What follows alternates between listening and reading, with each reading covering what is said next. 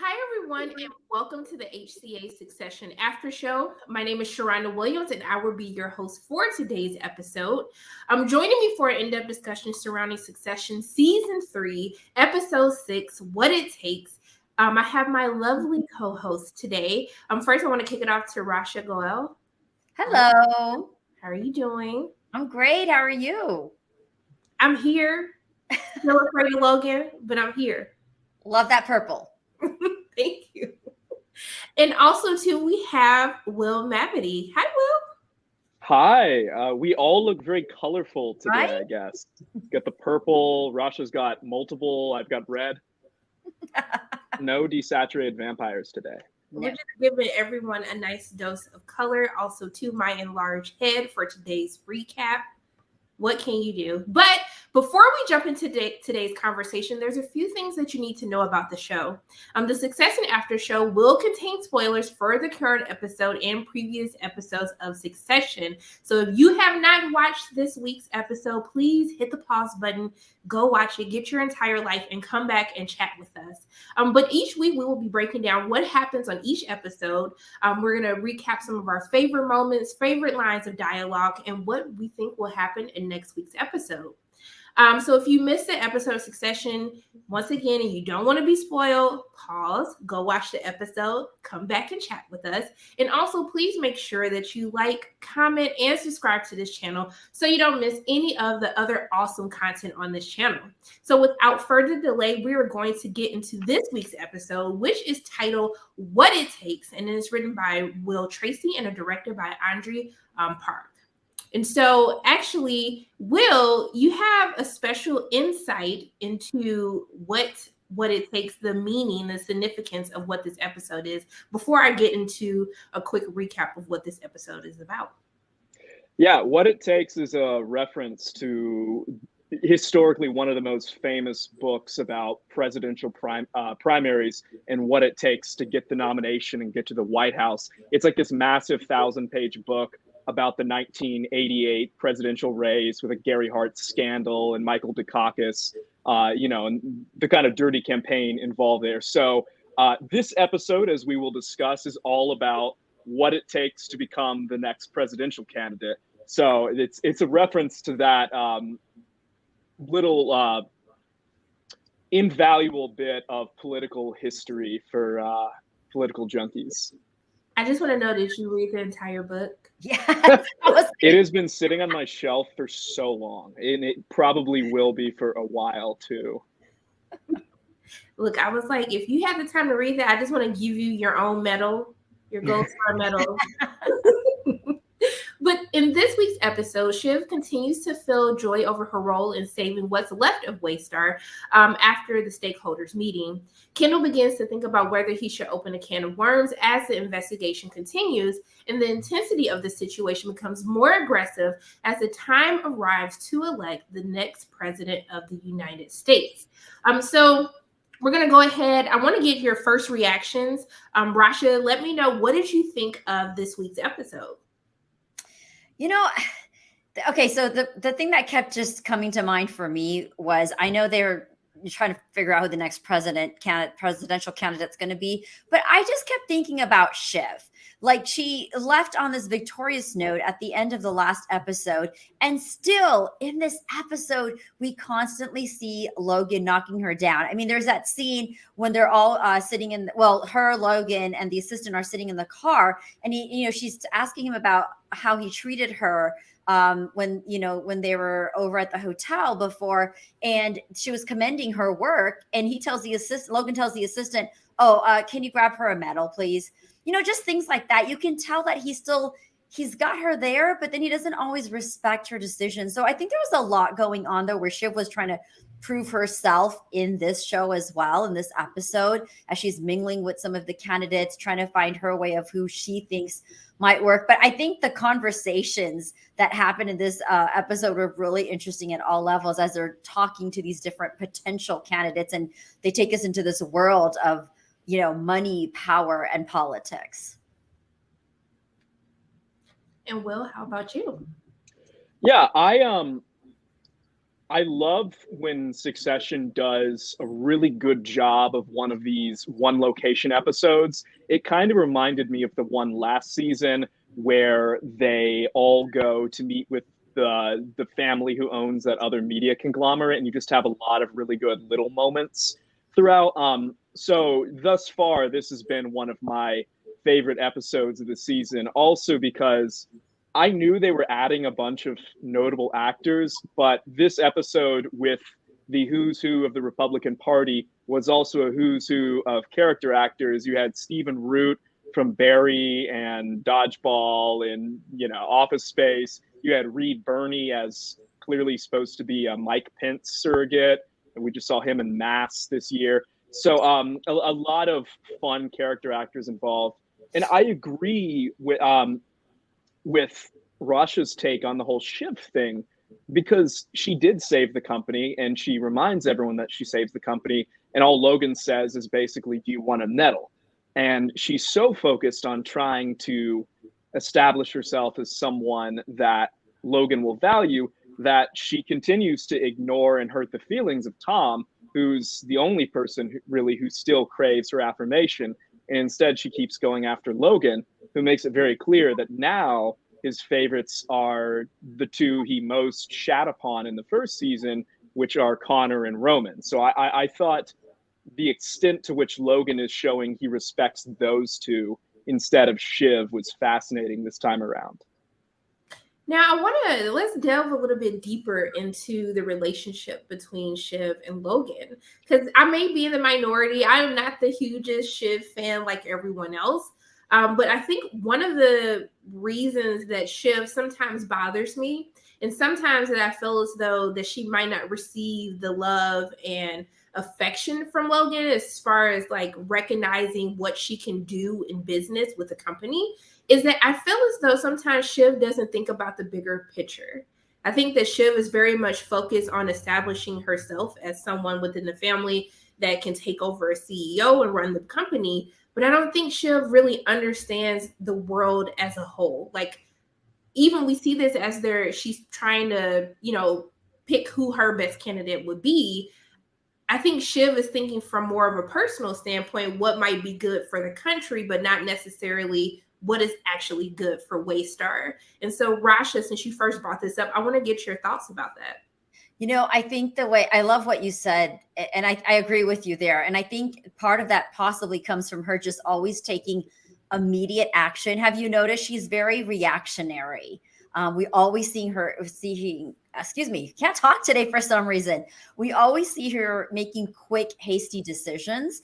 I mean, she may take a few moments to think about it, but I know she's a problem solver. So I think that's where that issue is. And of course, you've always got that father-daughter complex, right? The daddy issues that, she just has never received that love that she's wanted to. And so I feel like, again, she's just constantly trying to prove herself in any manner. And, I just want to add too, I think Logan in general frustrates me sometimes because I just feel like he just doesn't respect the women in his world, minus that assistant who may be like the flavor of the month or something for now. I mean, God, there was that whole thing about Roman commenting about her too in the scene open. But going back to Shiv, so I think she still needs to learn more about the company and how to be a true entrepreneur and lead the company. But I feel that she's still trying to find her way. Like, she's very in tune. She's a smart woman. She follows what's happening. She tries to always find a solution. Perhaps it's not the best, but she's there. She's trying to be a leader. And Will, how about you? Yeah, when we first met Shiv, she was working for a progressive political candidate, and then she moved to like Bernie Sanders light. And so clearly at the end of the day, she wants to be an idealist. And that is what keeps holding her back, because she does want power like the rest of her family.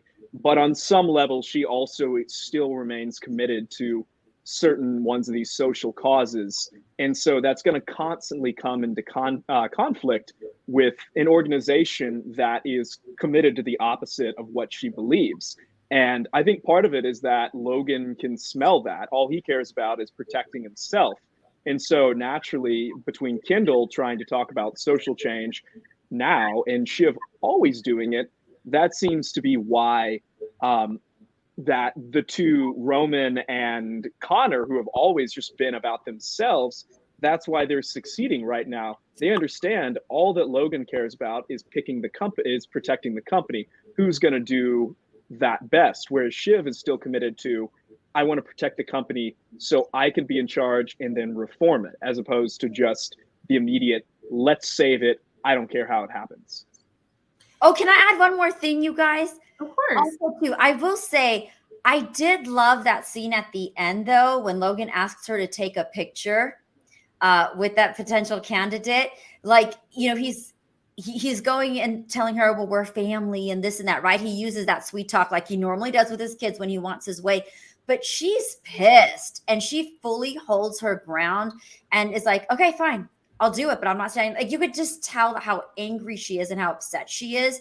And this time, like, yeah, she'll take the picture out of respect for her dad, but she's not just going to succumb to him and be like, oh, okay, whatever, and be mild. Like, you can tell he's really, really hit a chord with her at this point. Yeah, it's interesting that you brought that up, because I feel as though I personally still believe that Shiv is Logan's favorite.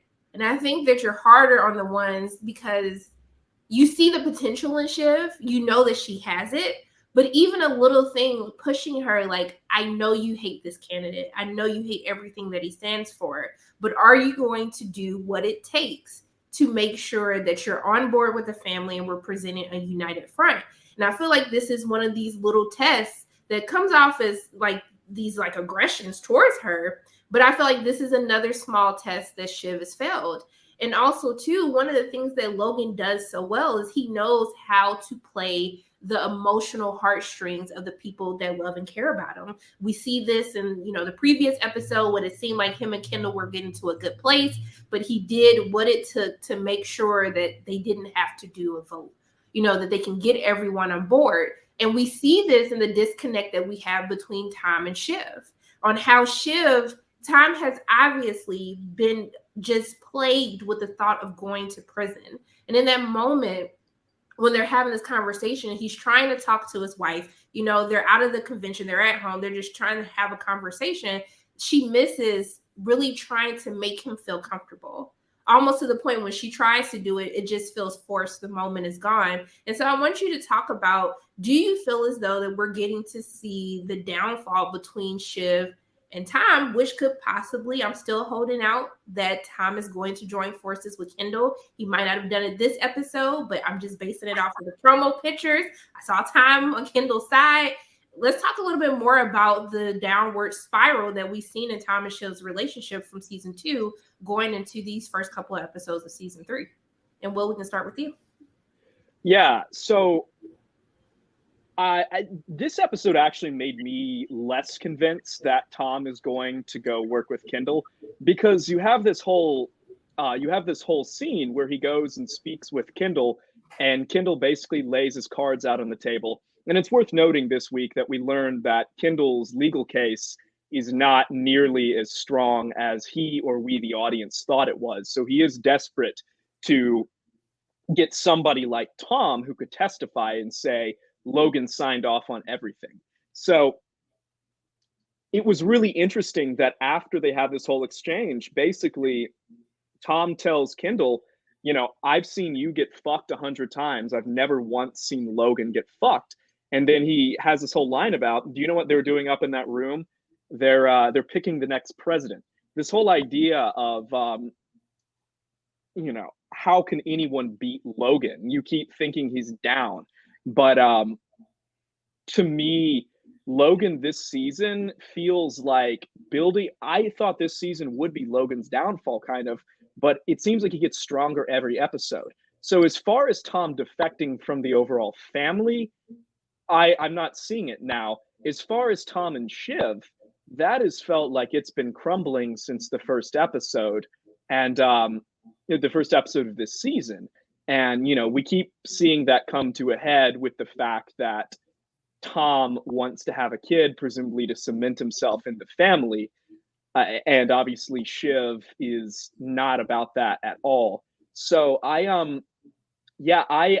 very much do not see their relationship lasting. But I also think Tom going to prison is going to be too obvious of an outcome for this season because they've telegraphed it so much. Like, I love that line where one of their executives is like, and it's starting to look like nobody notable from the company is going to go to prison, with the exception of Tom, of course. So they've played up the Tom's going to prison angle so much. I feel like he's not, but I'm not sure how he's going to avoid it, and how that's going to impact his relationship with Shiv. Yeah, I'm with you on that one too, Will, that they've really hyped it up and built it up. I don't know. I feel like there's something coming there that he may not end up going, but we'll have to see if jail is his final destination. I feel like every episode we just keep seeing this relationship falling apart. And, I feel for Tom because I feel though we've also seen him making that effort. He's constantly trying. Without trying to be too pushy at times, but he's really trying. And you could tell that he's kind of like a wounded puppy dog, like in the bedroom scene this time. You could feel his pain when she was trying to come on to him. And then he just kind of pushed her away and was like, no, you know what? The moment's over. Like it's done. And so I feel that I don't know if he's going to go over to Kendall. I don't see that happening. But I'm not sure how long he's going to stay in this marriage, because I think there's going to come a tipping point where he's going to be like, I'm done. But I think this is all going to be impacted by the fact of if he's going to jail or not. So we're going to have to wait and see how that plays out. She's really interesting to me in that sense too, is because I can't figure her connection out to him. It's almost like she just has a husband to have a husband there, while she's trying to claim her stake with the company. So, but yeah, their relationship for me, I think it is falling apart. It's just there. Well, I think that whole family, it comes from Logan. Logan only is interested in people when they don't want him. So, he was eager to lure Shiv in the first 2 seasons, but as soon as she quit her campaign job and expressed interest in joining him, he blew her off and started looking for another CEO. And we saw that again with Logan, with who he ends up picking for his presidential candidate this week. He picks the one guy who does this very public monologue about how Logan Roy and ATN don't matter and they're not going to decide the election. And you see Logan kind of smile, and that's who he ends up picking, which I thought was fascinating. So I think that's definitely something that Shiv has inherited, which she's only interested in the affections of people whose affection she doesn't already have. So Tom, whenever he seems like he wants her, loves her, she's not interested. Yeah, probably trickles down to a T. family. But it's like what you guys, I'm going to throw it back to Sharronda, but real quick, like Roman said, his father's always 6 steps ahead. So I definitely don't see this king falling off the throne anytime soon. It's so interesting that you say that, because I have no faith in Logan, mainly because I get it. Logan is smart. He is always a few steps ahead. But I think we're still forgetting, especially what we saw in that shareholders meeting, is that his health is a huge risk that no one really knows about. I mean, even just a simple UTI that we saw, what that did to him, how it made him literally gamble with the company. I mean, I think that, I don't know, I just feel like we're giving Logan too much credit, because his pride is really getting in the way of what is going to happen with Waystar, like long term. But I feel like, Sharronda, he still always has a plan. Yes, his health is definitely declining and deteriorating, but like he is, what's that word right now? I can't even think of that kind of, like, he's like a snake. He's shady, and but he's always got a plan. So, I mean, despite the health stuff, I still think that he's been in this business as an entrepreneur for so long, that he still knows how to play the game, while his kids right now are just learning how to play the game. It's also like fate just seems to smile on him. Things just work out for Logan. He comes back after all these health scares, and it turns out the papers that Greg saved weren't the most incriminating papers. And, they walked away from the shareholders meeting. The president who was putting DOJ pressure on them, it looks like they were able to basically chase him out of office with their coverage. Kendall can't stop fucking up. Nobody wants to leave his side. I mean, it's not even, I think Logan is shrewd. It's just things always seem to work out for him. And with every episode, it seems like the deck keeps getting stacked more and more on his side. What do you guys think about Kendall? Since you just mentioned Kendall real quick. I know that Kendall was in and out of this episode, but it just seems like, especially all that stuff happening with his lawyer, where he's losing faith in her as well and is replacing her. It just, I don't know. I feel like he's just constantly, again, just very reactive, trying to just take action. But I don't know if he really realizes the extent to his loss possibly in this entire situation. I think Kendall's at the point of no return. I think that at this point, he's let it go on so long that he can't stop. There's no way for Kendall to save face in this situation. And we see that he's cracking under pressure. We see that in the beginning when he's having this conversation, when they're doing kind of like the mock, deposition, when he's deflecting on the question and basically like, hey, I was the one who was signing off on all of these payments. So obviously, I knew about it. And even to when, that scene between him and Lisa, where Lisa finally told him the truth. He stages this whole thing in the hallway, talking about how, we have to stand for something, they're going to just side with him. They're going to just, basically crack under pressure. And he thinks that having this outburst, that's going to put a fire under them to do the right thing, to go after Logan. But really, it just makes him continue this narrative that Kendall has been unhinged since the press conference at the end of season 2. But I want to get your thoughts about Kendall. He's desperate now.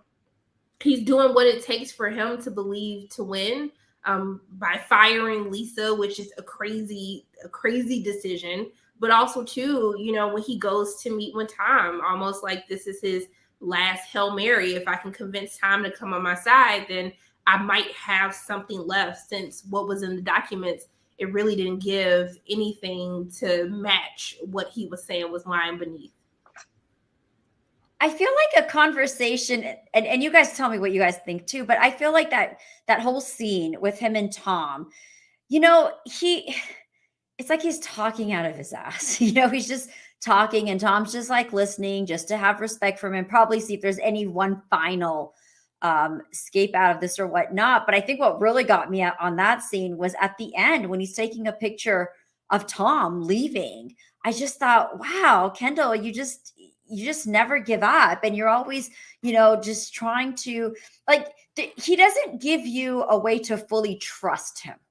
He'll still pull some type of little tactic where even if you kind of lean towards believing what he's saying, he'll still do something where you think, you know what, man, you're still the same person and I just can't trust you. And I felt even that conversation between him and Tom was almost like, okay, Tom's listening, but he's not really taking all the information or comprehending. It's almost like he was there just as a courtesy.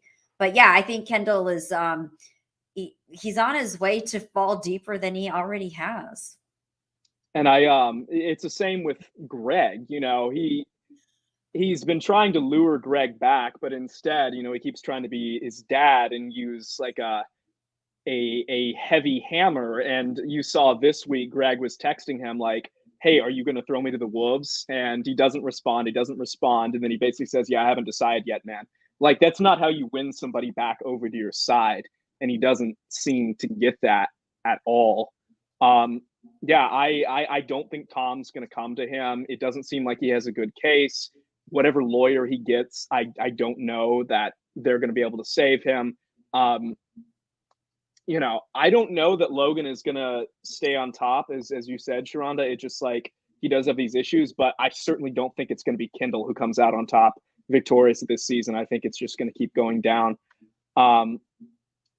Did we like the Greg and Tom interactions this week? Like, so funny. The whole, just the fact that Tom is reading a prison blog, how he's been going to a diner because someone told him that that's what the food in prison is like. I mean, the whole interaction between Tom and Greg, and I actually thought it was a really touching thing to see them when they go to the diner, when basically they're both like struggling because they both think that they're going to prison. and no one seems to honestly care at all at the fact that they're going to prison. But I mean, what did you think about? Someone called him a soy boy in the beginning of the episode, which is basically an all right term for like, you know, non-masculine liberals. When Tom tells him like it's okay, you can like admit that you don't like Hamilton, and he's like, "But I do like Hamilton." There's so many fun dialogue. I feel like all of the best dialogue really came from Greg, even talking about his physique isn't good enough to be in prison. Like he's like more prone to attack because of his how tall he is. So like just give me your thoughts of all these interactions and them having the conversations at the convention about what it's like to actually be in prison. Well, Really I like that first. I like that one of the politicians at the event clearly has been in prison before. And he was like talking to them about like, yeah, you know, your toilet's going to be your best friend. It's going to be your bench, your Stairmaster, your fridge, but it also can be like a harsh mistress. I thought that was hysterical. I also really loved the parallels, kind of the beginning of Greg and Tom's friendship. Tom takes Greg out to a nice dinner and says, I'm going to teach you how to be rich. And he introduces him to nice food. And now, 2 seasons later, we see Tom taking Greg out to this shitty diner and saying, I'm going to teach you how to get used to eating prison food. I thought that was such a fun, 180. Yeah, and it was touching. Tom is so broken, and he clearly has some affection for Greg, that Greg is like, hey, could you basically take the fall for all of my problems so I don't go to prison? And then, I understand Greg's desire, but then to see not only Greg do that, which is, very Machiavellian. I get he doesn't want to go to prison, but then also by the end, he's partying it up with the alt-right guys who called him a soy boy. And, they're chanting his name and raising him up on a chair above their heads. And I thought that was really interesting because Greg has definitely shown himself to be less principled this season, with the notable exception of saying that he really would not vote for or support Connor as president, which I thought was interesting. Well, and that scene was funny too, Will and Sharronda, because at first when they kind of corner him in that room and they ask him, right? So he kind of plays it off that yeah, maybe, okay, yeah, maybe I will. Yeah, I would vote for Connor. But as he's leaving, when they've asked him to leave, he gives his 2 cents about, no, I would never vote for Connor or see this guy as president. So I thought that I feel like he's also finding his way a little bit more as far as speaking up. There's still that innocence to him where he asks, the rest of the siblings the questions and is really unclear about a lot of terminology throughout each of the episodes. But at the same time, he's finding that voice to also kind of step up. The whole thing with Greenpeace, and suing them and even explaining that whole situation to people at this meeting. So I don't know. I think with him and Tom too, I feel Tom is also a fatherly figure to him in a way, just the way he kind of nurtures him and wants to prepare him and help him. And they're kind of both the misfits of the family.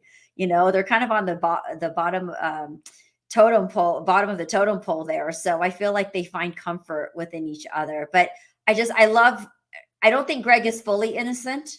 I know he's a smart guy. Either he's playing it off, but those moments, the way that he shares those on camera or, and the things he says, they just, those little nuances, I think he really, really adds to this. Do you think that at the end of the conversation at the diner, when basically when Greg asks Tom, like, hey, like, since you're going to prison already, I mean, can you just take the rap for me too? Like, do you feel, because I felt like Tom reached out to Greg because Greg seems to be the only person that does care for Tom.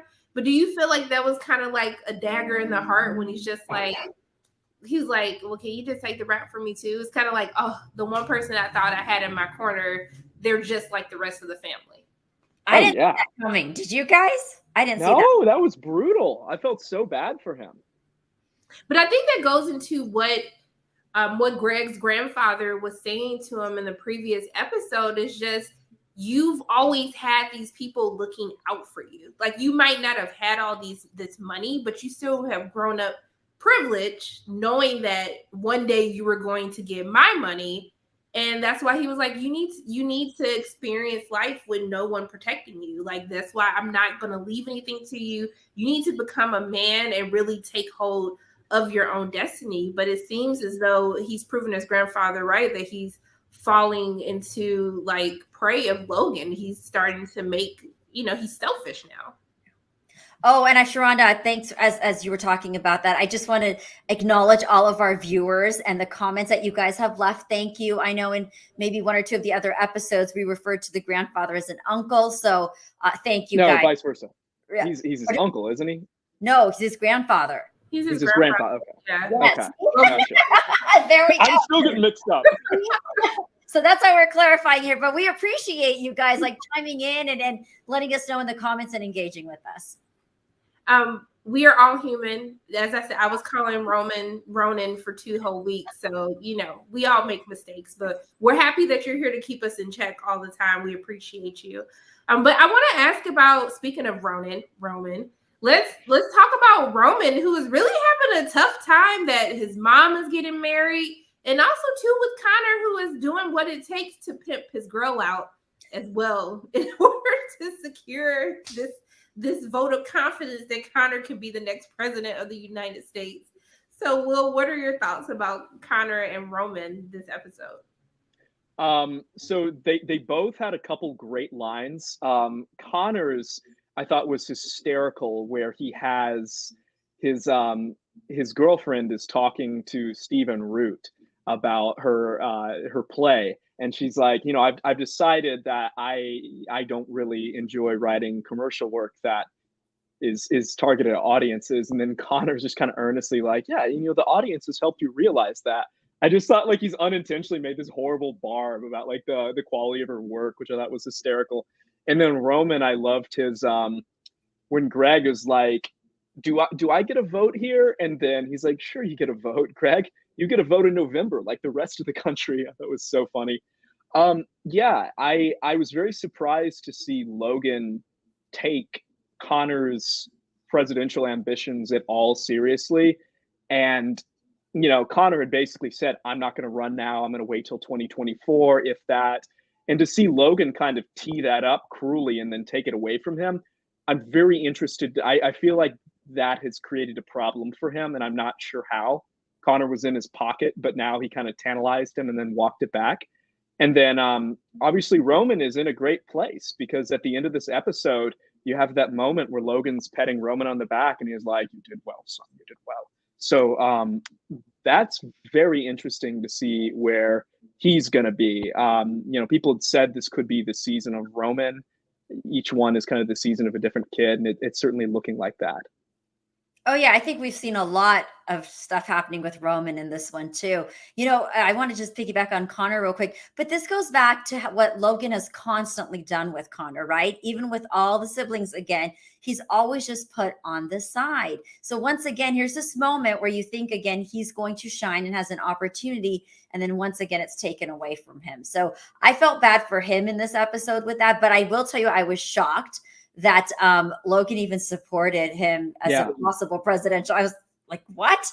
He actually is thinking that his son could be qualified for this possible position. So that was interesting. Also, the dynamics between Connor and his girlfriend were interesting as the episode continued, because you kind of start getting a feeling where she really doesn't fit into the scene. She could care less.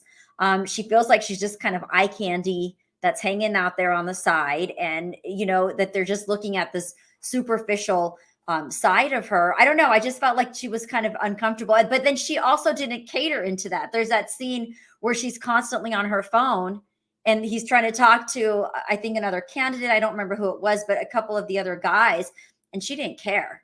She had no, intention of being a part of that conversation or respecting the people she was there with. Roman, gosh, Roman always just has I still think he's got some of the best lines in this show. Right now I'm blanking, but just, yeah, throughout the entire thing, I think even with his, oh gosh, he's so mean though, with Kendall too, when they found out that mom was getting married and, they called Kendall to see if he knew about it. That time he's talking, right? He's Well, I'll never loved anyways, and blah blah. Like, I was just like, you are so mean. I don't want to be related to you. But yeah, I think he walked away kind of in the winner seat, even when they opened this episode too. Like in the first part, we see Logan calling for him first before Shiv when he was going to show him the meme on the phone. Mm-hmm. Yep. Yeah, I mean, so we see at the end they pick their candidate. We see that Shiv is upset. We see that there's going to be a lot of fallouts, with this decision. But what are your thoughts of what's going to happen the rest of the season? We don't have many episodes left. I want to get your thoughts. Do you feel as though that this is kind of being dragged out a little bit longer than what we thought it would be? Because the season's almost up, and I don't know if we gotten any closer to where we left off at the end of season 2. We have one more episode, right, guys? Well, total, I think. Is it 10? I think there's 9 this season. 9. Okay. It's 9. Okay. Yeah. It's just, I think they're holding back screeners for the last 2 to kind of tamp down on spoilers. So we've got 9. Yeah. This episode was tricky in the sense I am contemplating on if Greg and Tom, mostly Tom now, will go to jail or not. Because again, I feel like they've built it up so much, but I don't think he's going to go to jail. And I'm still interested to see what happens with Waystar and the siblings, because I feel like we still don't really have a final answer on where the company is going, who's kind of still being looked at as the next leader. I really don't think Logan, I think it's one of those situations where Logan will not want to hand it over to somebody outside of the family, but I don't know if anybody in the family is going to be suited enough to take over the reins. Well, yeah, I keep waiting for Logan to have his big fall from grace moment, but instead, to me, it keeps reminding me of like the end of Game of Thrones season 6, where just like the deck keeps getting stacked more and more in Daenerys's favor, and kind of seems like the same thing here. So I'm waiting to see what can really cut him down a peg. I think nominating this dude who's presented as someone potentially very bad, like even by the standards of the Republican Party in this world. He was talking about internment camps and stuff, even kind of jokingly. I think he's going to have major ramifications as a candidate if he gets elected. Very intrigued to see where that goes. But beyond that, I don't see how Kendall can come out on top, and I don't see how Logan can lose. So I'm very intrigued. I'm still waiting on Alexander Skarsgård. When are we going to see him too? So, yeah. What do you think, Sharronda? I think I love Alexander Skarsgård, and that distracted me for a moment. But for me, I want them to pick up the pace a little bit, because we have few episodes, and I really don't think that we've gotten that far outside of just tricking us as to who is going to be the next person in this line of succession. I think that if Tom does get out of going to jail, I think he's going to leave Shiv. The baby thing really bothered him. Even when she tries to make a move on him, that he was just like, no, what did he say? I'm just shooting cake batter against the wall. Yes, that line just stuck in my head. So, I mean, I think that Tom is definitely going to have to leave Shiv towards the end of the season. But I just want them to pick it up a little bit and just really get back to what is happening with the DOJ, because it's kind of seen that is taking a back burner to everything else that is happening throughout the course of this season. But I guess we'll just wait to see if Logan meets the downfall that I am predicting for him, or Tom is going to switch sides. I am still holding out hope that Tom is going to grow a pair. I believe in him. Okay. Aww. But that is pretty much wraps up our recap of this week's episode of Succession, season 3, episode 6, What It Takes. Thank you all so much for tuning in. Please let us know your favorite moments. What are your theories for upcoming episodes before this season ends in the comment section below. Make sure you like this video, share it with your friends, hit subscribe, and we will see you all next week.